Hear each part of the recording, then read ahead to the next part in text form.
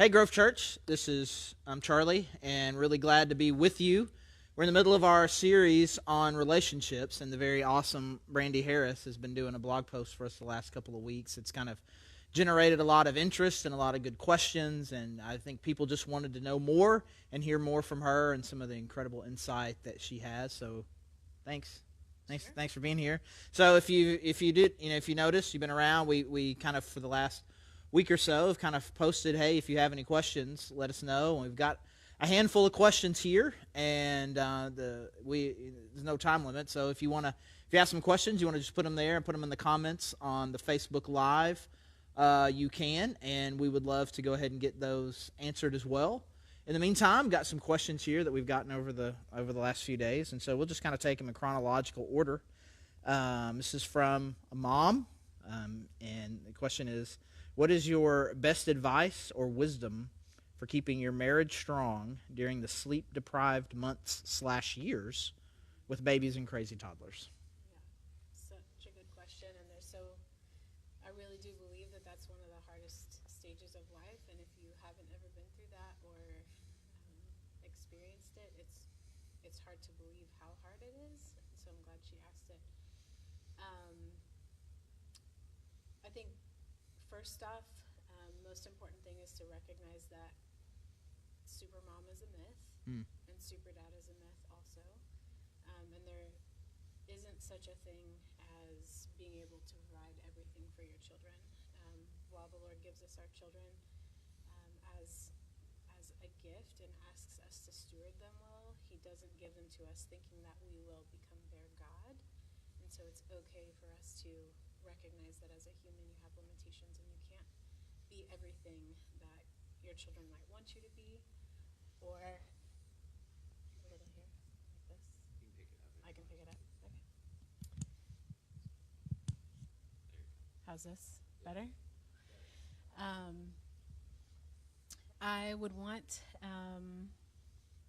that mom to have lots of conversations with the Lord before she even has kids, but even once she does have kids, to ask Him what are the things that she needs to survive as a human, both physically but also emotionally, so that she can continue to love her kids well. And I believe that the Lord commands us to have a Sabbath on purpose, and I don't think you have to be necessarily legalistic about it, but there does need to be a conversation where you're allowed to have some time off of momming. And I think, ideally you have a spouse who pitches in to help you out with the parenting, but even if you don't, the body of Christ is available to love and care for you when you need that.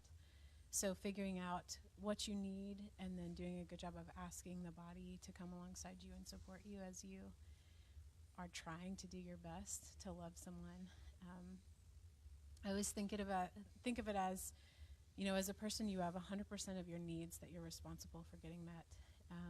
And when you're in a marriage, there's 200% of needs to be met by two people. And every child that comes along, you add another 100%. So, day one, that baby provides 0 of their 100%.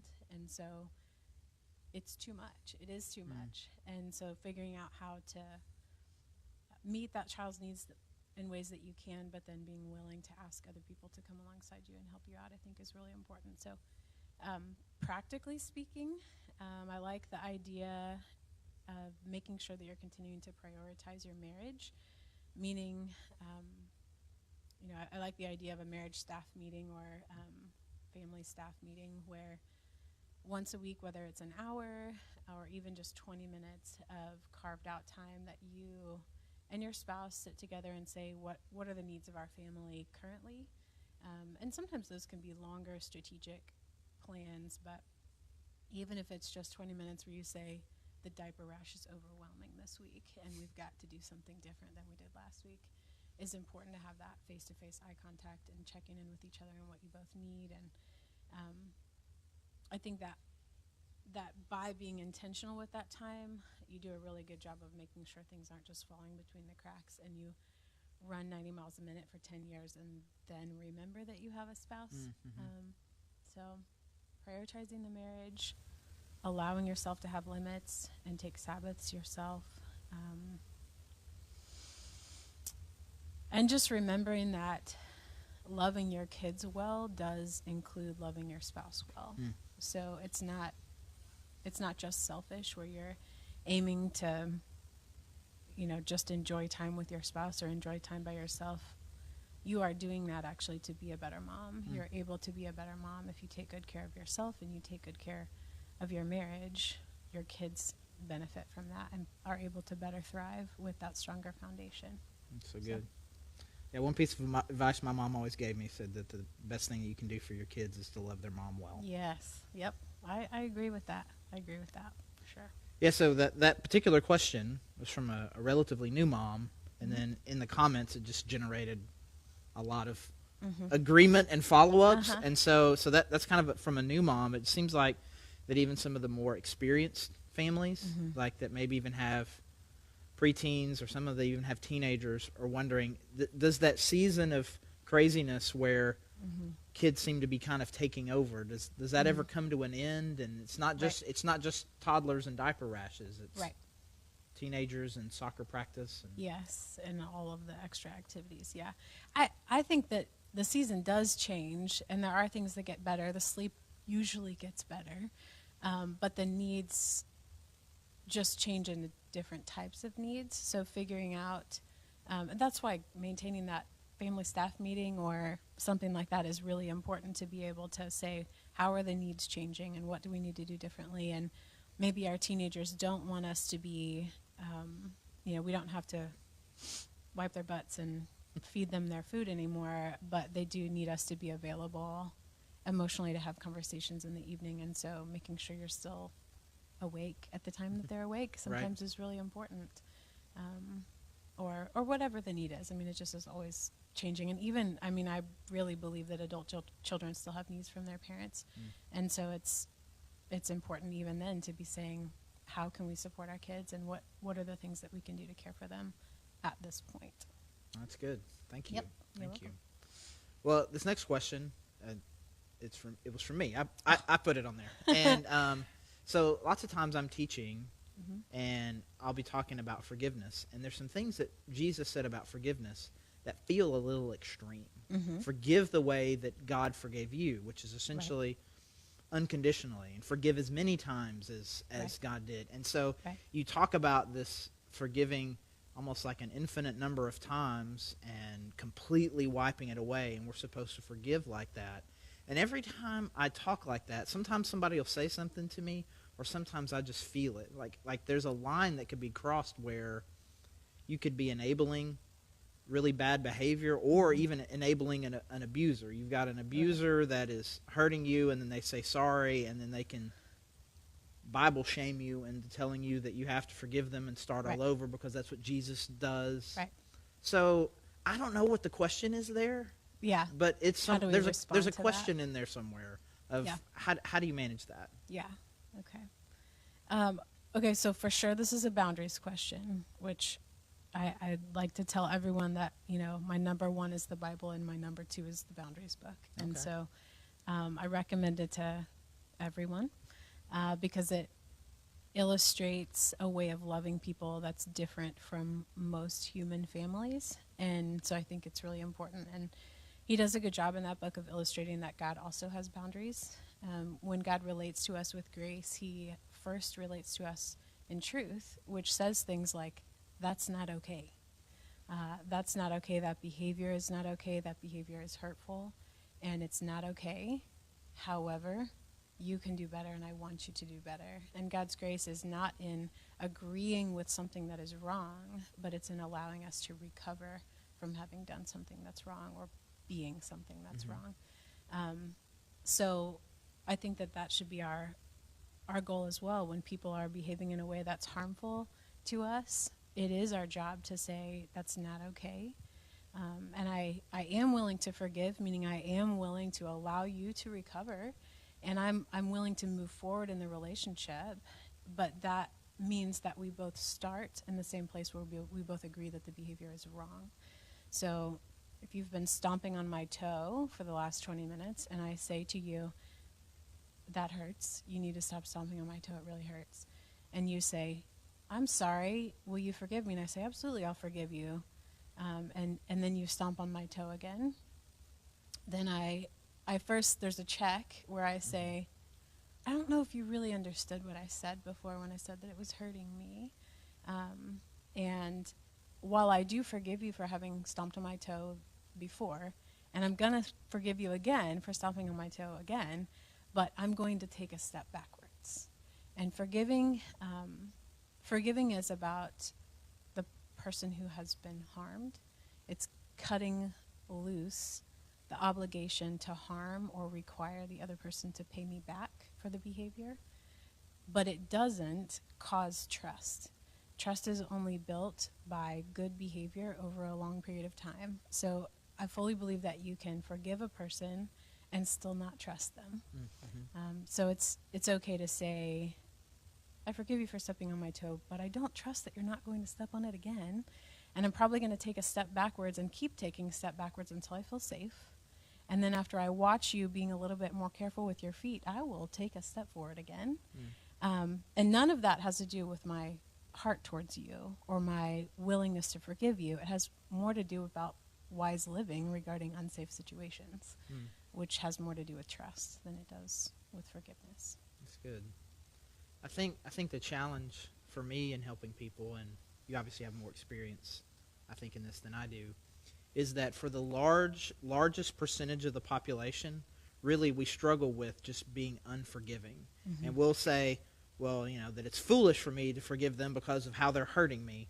Mm-hmm. And really, they have a forgiveness problem, mm-hmm. and they need the intense things about forgiveness. And it seems like that the people who don't need that, the people who think, I'm just supposed to forgive him, are the people who most need the boundaries thing. So how do you? So I don't know. Maybe there's not a question there either. Yeah. How do you help somebody know? How can they know? Hey, this really is an issue of bitterness and unforgiveness on my part, versus this is an issue of safety and boundaries for me. Is there any? Yeah.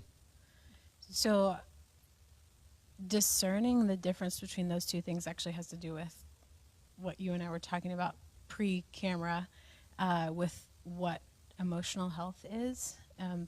For a person who is not sure how to relate with another person in a healthy way, one of the first things that they can do is pay attention to their heart. And that's what I would say, that's the beginning of emotional health, is being aware of your own emotions.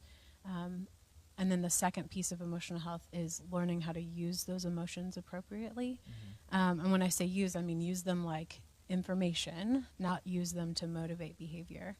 So if I know that I'm hurt, if I'm paying attention to my hurt, then I can take appropriate steps to go back to the Lord to get that hurt healed. If I'm not aware of my hurt, then I probably am going to react because of my hurt. So it becomes more of a driver because I'm unaware of it, right, rather than if I'm aware of it, then I can take steps to heal. So if a person is asking, have I forgiven, the real question they need to ask is, what is the condition of my heart? How am I feeling towards this person? If I'm feeling hurt, and I've continued to feel hurt for a long time, you can almost guarantee that you will become bitter and resentful towards the person who is hurting you. And you can also know that you're not doing a very good job of going back to your Father and reconnecting and getting filled back up with Him. And that needs to happen first. In order for you to be able to forgive, you have to have some healing. It's a completely personal experience. But if your heart is good and and it's healthy, I mean to say, right, when you feel deeply loved by the Lord and He's meeting your needs, then when a person harms you, you can still love them compassionately and take the steps you need to care for yourself.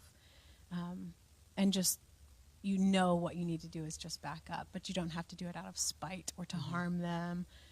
If the motivation is to harm or to hurt, it's probably because there's built up bitterness and hurt. Right. So is that That's clearer? Good. That's really good. Okay. Thank you. All right, so this question is about kind of extended families, Mm-hmm. right, which can be a challenge, and so I'll just read this one word for word. Where's the line between extended family bonds and setting boundaries if some of those relationships feel damaging or emotionally hurtful? Yeah. Okay, so let me rephrase. I think what I'm hearing, and you see if this is what you're hearing too, the question is about how do I like honor my family or respect like family traditions or value those root systems that I have with my biological family if interacting with them continues to be hurtful. Is Yeah, that so I've got accurate? I've got my nuclear family here, Mm-hmm. Mm-hmm. and I want to honor up, like the Bible says, Mm-hmm. right? But these interactions are harmful to the Mm-hmm. primary people Mm-hmm. that I'm in charge of caring and loving for. So how do Right. how do I navigate? How do you navigate that? Right.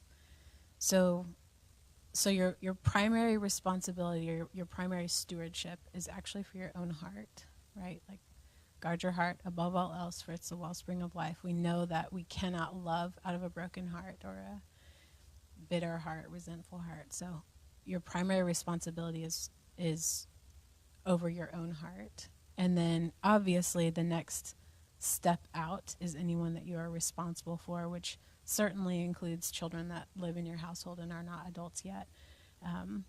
And I would say that the Lord does give us our biological family, even our parents and that sort of thing, to care in terms of support. And I mean, it says a brother is born for adversity, so we know that our family is important to God, that we are to be caring for them.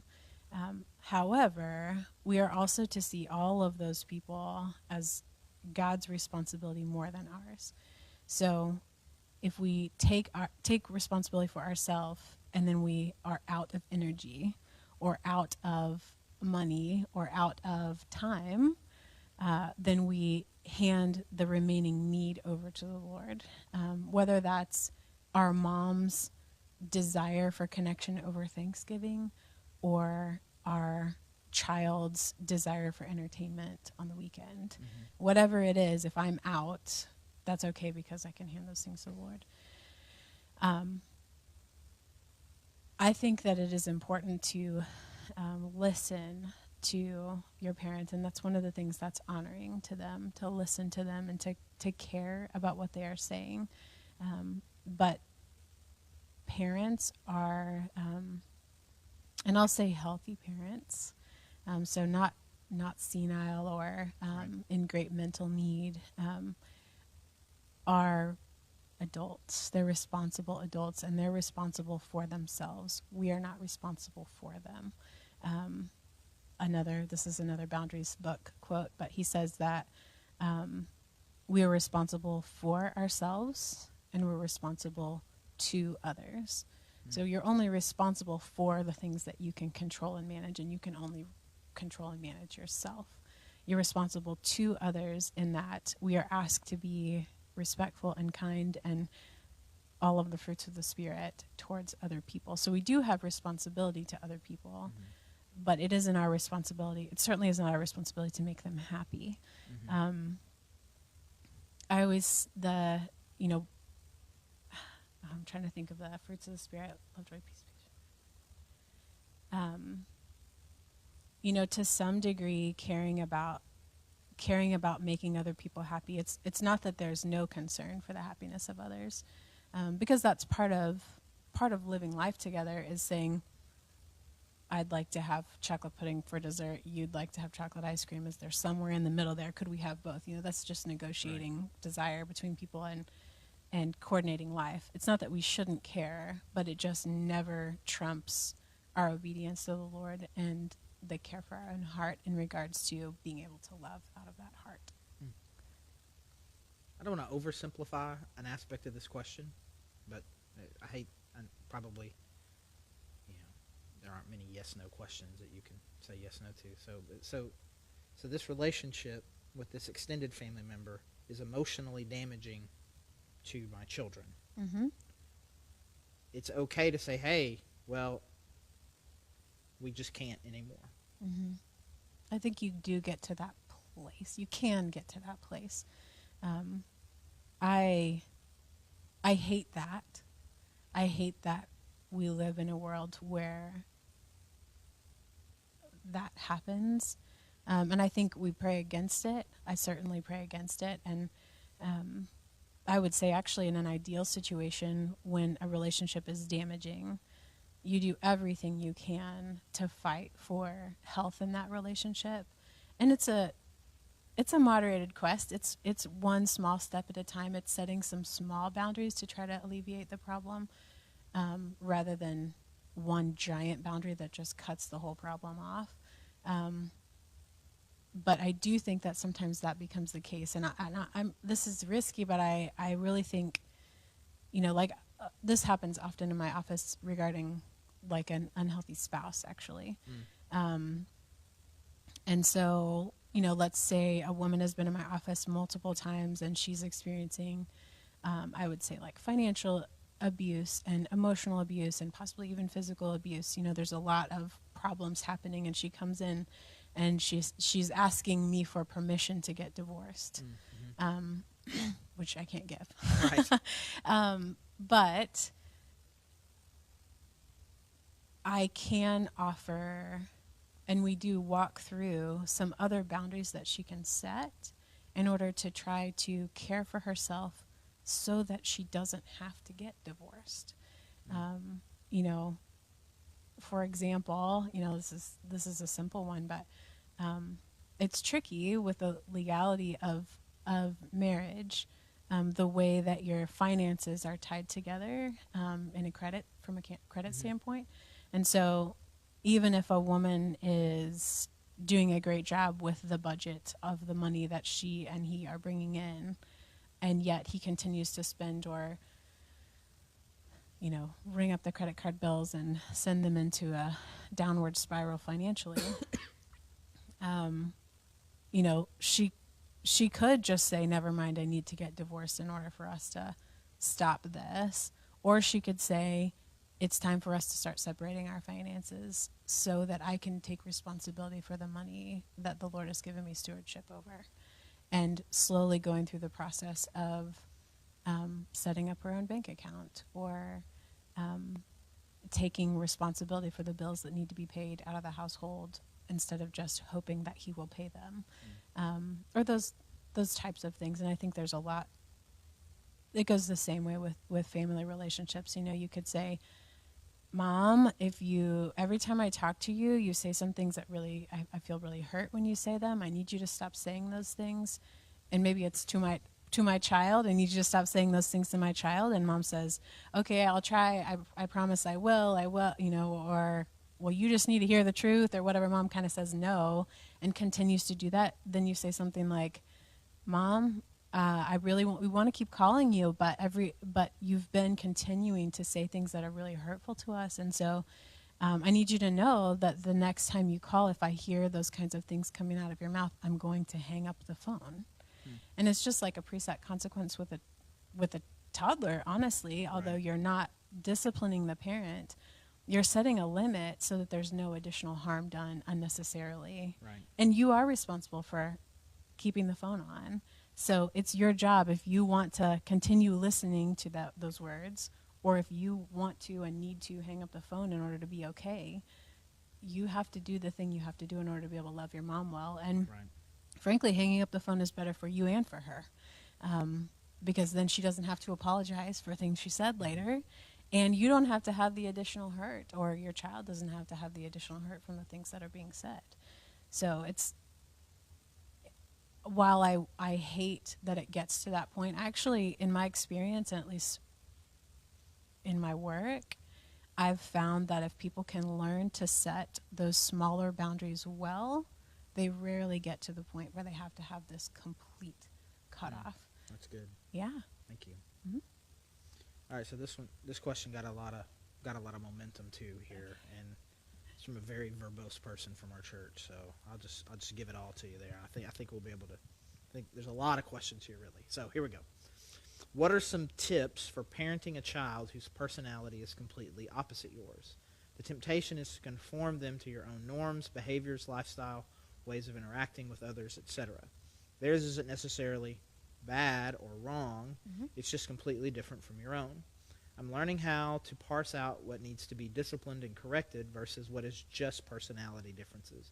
But I welcome any tips on how to do this and even progress past this to the point of celebrating these differences, even though they often grate on me. This emoji. Mm-hmm. Just like that. Yeah. Yikes. The yikes emoji. Mm-hmm. Okay. I would say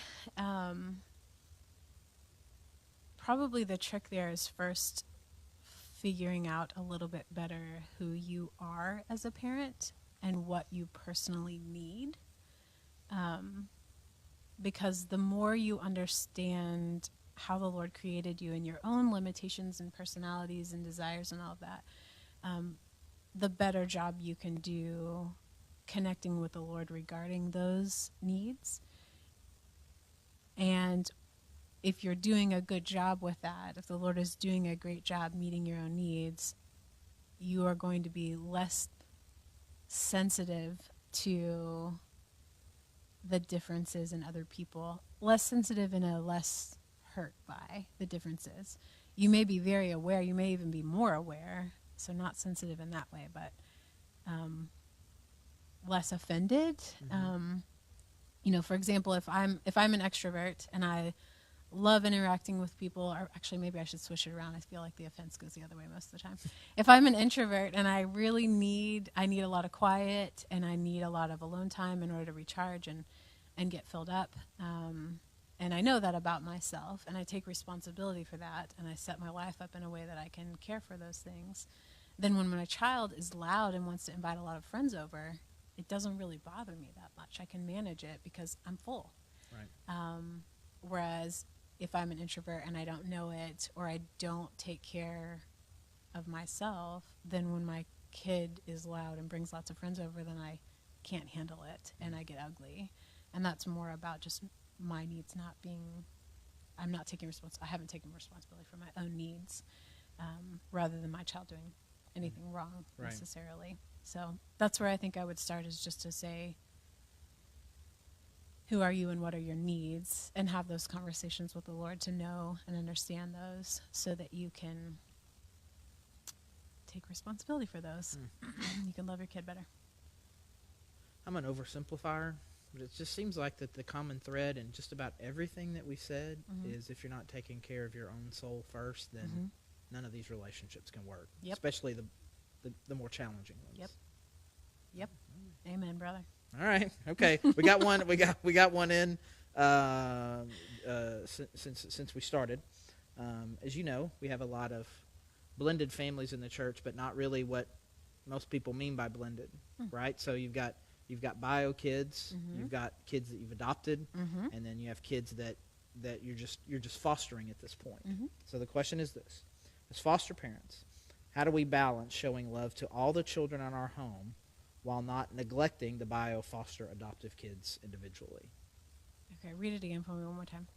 As foster parents, how do we balance showing love to all the children in our home while not neglecting the bio or foster or adoptive kids individually? Yeah. So the way I imagine this question is, and I imagine it can, depending on your personality and your family type, it could go either way, where I love my bio kids really well, and I give these other kids the leftover energy, or it could go the other way. Right. My bio kids are fine. The ones who need the most attention are the neediest ones in here, and now I'm neglecting these. How do you, any advice on how to keep and get all that in balance? Yeah, super complicated. Right. And I think you could probably throw in there, like, and how do I keep taking care of my marriage? And how do I keep taking care of myself? Which is where it all starts, right? Yes. Okay. I figured that out already. Yes. So that's the first answer. Right. Is taking care of yourself well. And again, if the Lord has called you to be married, He has called you to be married, and so that is part of your stewardship. So caring for your marriage is high up there in the priorities. And then most of the time you have your biological children before you have your foster children. Again, so there is a hierarchy there as far as priorities go. When the Lord gives you something to take care of, you don't throw that thing away in order to take care of the next thing. But I would say it's honestly a day-by-day conversation with the Lord about what the needs are, and being very aware of what your limits are as a person and as a family. And, I always think of this in regards to, if you look at I don't know if you call them statutes or whatever for who can be an elder in a church. And he says, like, is a good steward of his own family. Like, you could probably quote it better than I could. And I always think, well, what does that mean? Like, if you had, for example, if you have someone who's an elder and then they have a child who has a severe need, like either an illness or a mental illness or, severe behavioral issues or something like that, does that then disqualify that person from becoming an elder? What should they do? Because the church is important and their responsibilities are important. How should they respond to their biological family need? And the way that I read that is that if the Lord has called you, part of acknowledging your limitations and being a limited human in relationship with a limitless God is that you are safe acknowledging those limits and coordinating care with the Lord. So if you have an additional need that's come up, it is okay for you to say, I have to let go of this other thing, this thing that is important. It is absolutely important to care for foster children. It is absolutely important to care for the needs that arise. But if the Lord has called you to your something else first, then you have to respond to that. And there's no shame in that. It's just switching gears and switching your ministry as a person to where the Lord is calling you. And I don't think it's very simple, because I think for every family it's a little bit different, and it's okay. I mean, American kids are terribly spoiled as far as what they think they need and what we think they need. Yeah. There's such an incredible amount of entitlement, and our children are way more resilient than we think they are. But there is a time that your biological kids do need you, and if you're not available for them, that you are neglecting them. So, this is so unhelpful, I think, but just to say that's a matter of prayer. Like, you need to have a conversation with the Lord. What are you currently calling me to? Because I only have a limited amount of energy and time and care. So what is the thing that you would like me to do right now?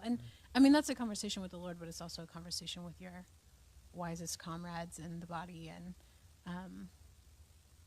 it can be, you need to consider a lot of things. Honestly, I think the answer to a question that complicated for you to say, it depends, I think that's empowering a little bit, because it helps me feel like, okay, this is a complicated issue. The fact that I'm wrestling with this doesn't mean weakness on my part. Yeah. This is a challenging circumstance. Yeah. I mean, the advantage that we had when we were foster parents is our kids were 11 and almost 14.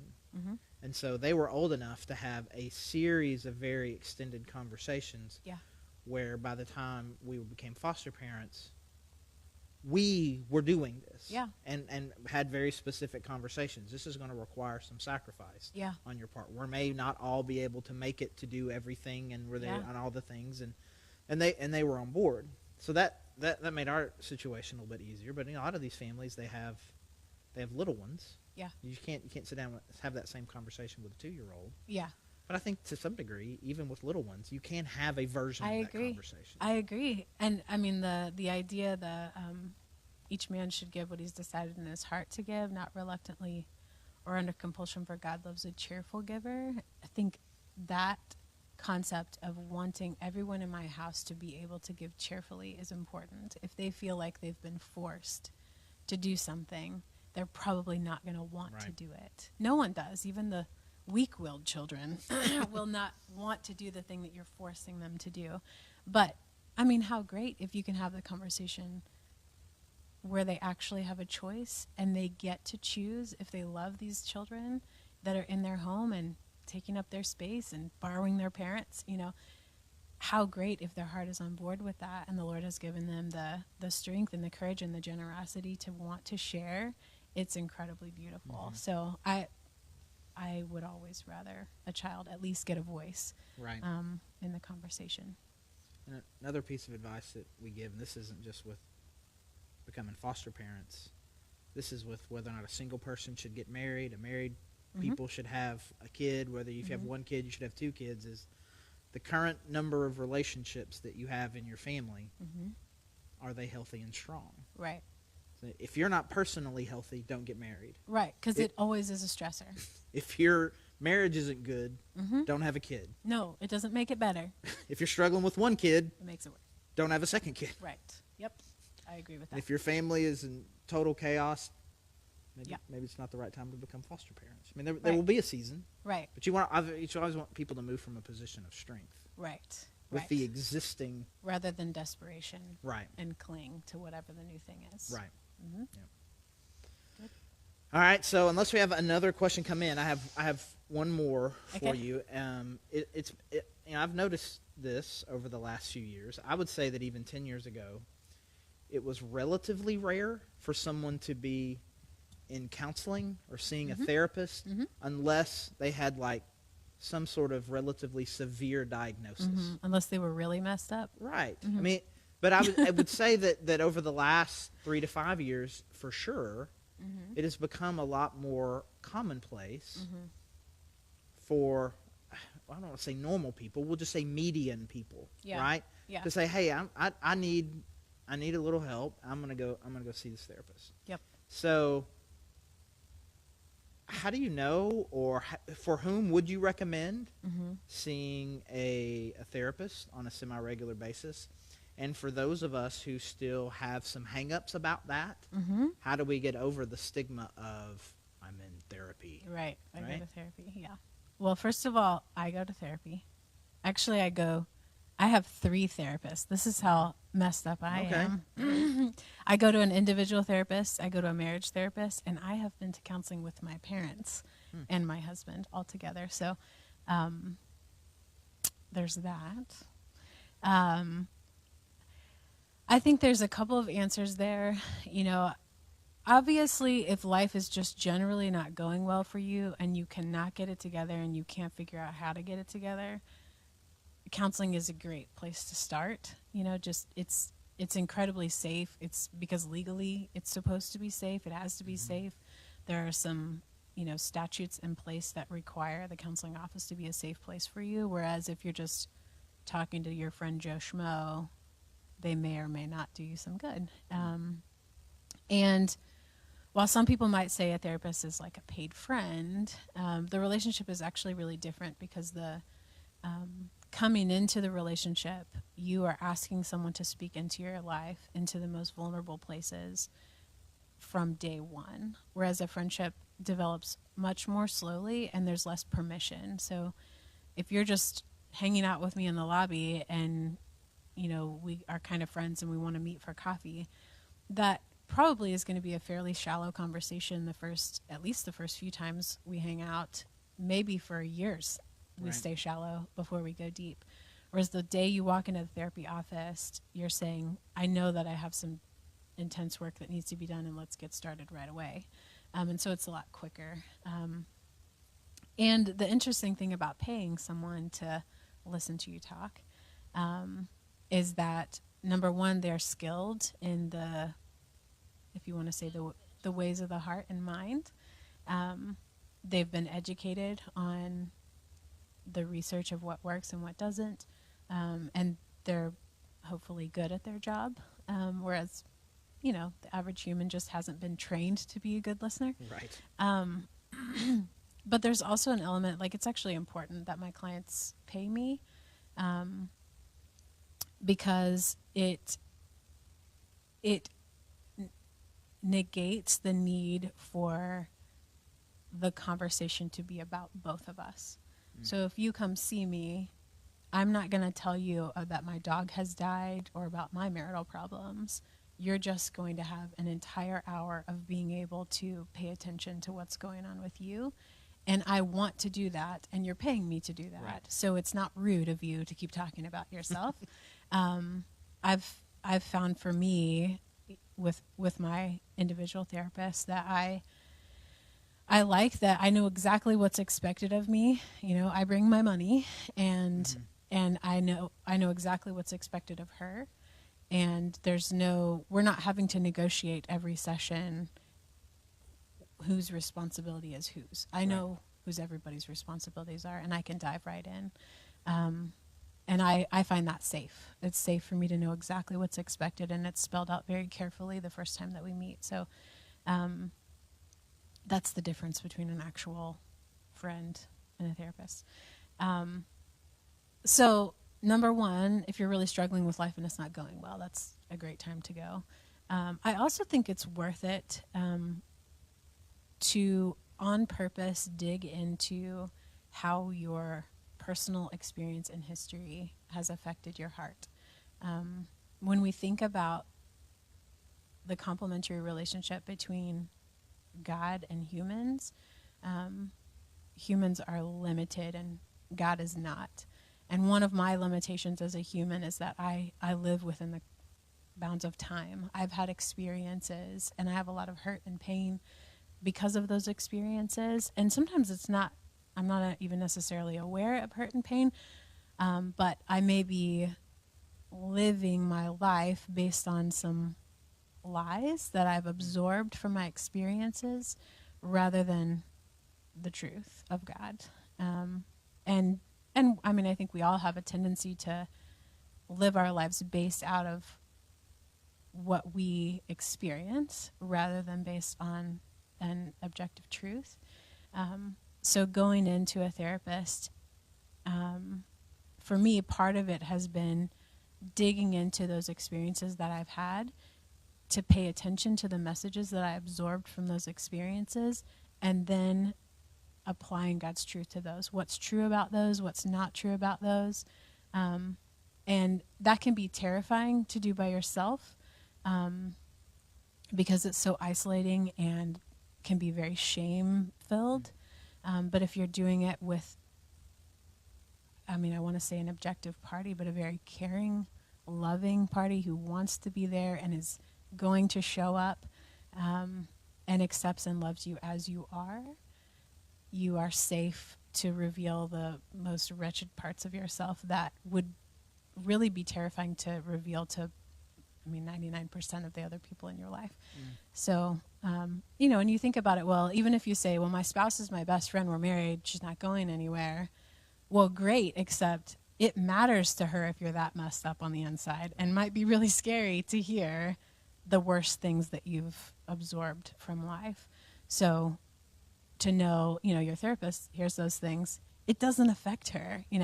She can hear all of those things, love you well, accept you as you are, and then you can walk out. She will, in my case, I will pray for that client, and I will hand them back to God, and I will not worry about them until the next week. Mm-hmm. And I will show up the next week without any additional shame or concern that you're going to really mess me up. That's just, that's how it rolls. So, did that was answer? good. That was great. It was really good. Did I convince you to go to therapy? Whoa. Actually, seriously, I was actually thinking about the first part of the year that it might be really good. Go for it. I mean, just to, carry a lot of weight, and yeah, there's just not a lot of people that understand kind of what you're going through, right? Like, especially, I'm sure this is true for you. You're in a unique position, yes, and you say these people dump their load on me, and it doesn't affect me, but it does, and it can. That's right, absolutely, and that's why I keep going, right? To keep checking in and making sure, and to process the things that do affect me. I mean, for me, it's secondary trauma, but I still have like a family of origin and a human husband, and right, which. The first thing, this is how I knew I needed to go to therapy. The first time that I was in a session with a family, and just the wife was there, and she was having trouble in her marriage. And as she started telling me her story, I started getting really angry with an entire gender. And I was like, yeah, that's right. Yeah, that's right. That's how they are. And then I was like, I don't think I'm objective anymore. I think I need to go to therapy. I know that I'm So- bringing help. Yeah. So that was the beginning for me. I just knew if I'm going to be able to help other people, Right. I have to take care of myself first. And what you guys know is that one of the roles that you play for us is I call you kind of our therapist triage. Yeah. That we'll have people from inside or outside the church that are asking for a little bit of help, and then I'll refer them to you, not necessarily for you to be their therapist, but you just do a great job of kind of evaluating a do? situation and a person, and you have all the contacts Yeah. with a lot of therapists and can refer people to the right place, and you've done a great Yep. job Thank you. with that for us. And so I encourage you, if you're thinking, man, I wouldn't know where to start, I can tell you where to start. Just shoot me an email, charlie@thegrovechurch.org, and I'll get your contact info to Brandy, and we can help you get connected with the right person, because I know that that's a big obstacle for a lot of people. Yeah. Yeah. What if I find the wrong one? And there's wrong ones. Yes, there are wrong ones, and they're just wrong fits too. Right. So yeah, absolutely, that's hard. Okay. Thanks so much for doing this. Sure. My guess is what's going to happen is, it's Friday afternoon. Probably a handful of people were able to watch it live, and a lot more people are going to watch it over the weekend. And it's probably going to generate even more questions. So maybe Sure. we could do something like this Sure. again. We'd love to keep hearing from you. You've got Yeah. incredible insight. Thanks for taking a little bit of. Thanks. little Yeah, bit of check your- out the blog. Yeah. Keep going on that part. Perfect. That's fun. Mhm. Awesome. Thanks so much, Brandy. You're welcome. Bye, y'all. Have a great weekend.